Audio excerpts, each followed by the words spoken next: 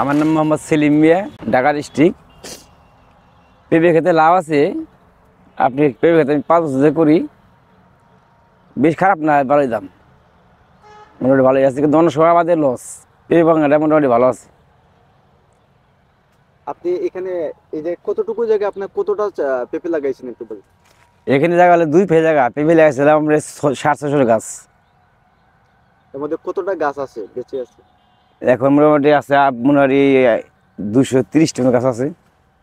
আচ্ছা, এক একটা গাছে আপনার কয় কেজি করে পেঁপে ধরে? একটা গাছে পেঁপে ধরে আপনার 1 মণ, 30 কেজি, 50 কেজি, 60 কেজি, গাছ বুঝে আর কি। আচ্ছা, আপনি 4-5 বছর থেকে তো করতেছেন। আপনি এবছরে আপনার ব্যবসা বাণিজ্য কেমন বা আগে কেমন ছিল একটু বলেন। আর এবার পেঁপে দাম ভালো গেছে, এবার পেঁপে দাম ভালো গেছে। গত বড় ভালো ছিল, কিন্তু লাস্টে আবার মার খেয়াল লাগছে। দেখ মোটামুটি খারাপ না, অন্য আবার আমার ভালো হয়। 1 মণ, 1.5 মণ গাছ বুঝে, যেটা ভালো গাছ ওটা 1.5 মণ হয়।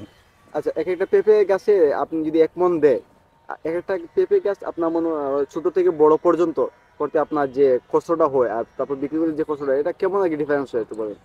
আপনি মনে করেন যে যে খরচটা, খরচ খরচ আছে, কিন্তু মাসে মাসে টাকা দেবো।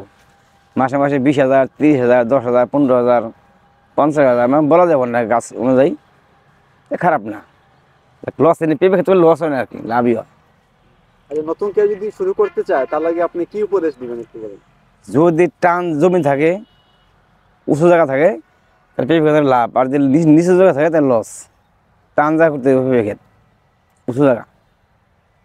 সে কি কি করতে হবে আগে, তাহলে একটু বিস্তারিত আপনি যেভাবে করছেন আপনার এই বিষয়টা একটু। আমাদের টমেটো ছিল, টমেটোর ভিতরে দিয়ে আপনার কার্তিক মাসে আছে আপনার লাল শাক, ওই ভিতরে এখন টমেটো। এই টমেটোর ভিতরে দিয়ে আপনি পেঁপে গাছ চারা লাগাইছি। চারা লাগাইছি আপনার কার্তিক মাসে। 8 মাস থেকে আর বিক্রি নামছে আর কি, উপযুক্ত হয়েছে 8 মাস থেকে, এই আর কি। আপনি বছর এই পর্যন্ত কত টাকা বেচা কেনা করছেন? আমার তো হিসেব নেই, তাও মোটামুটি আপনার প্রায় 3.5 লক্ষ টাকা বেচছি।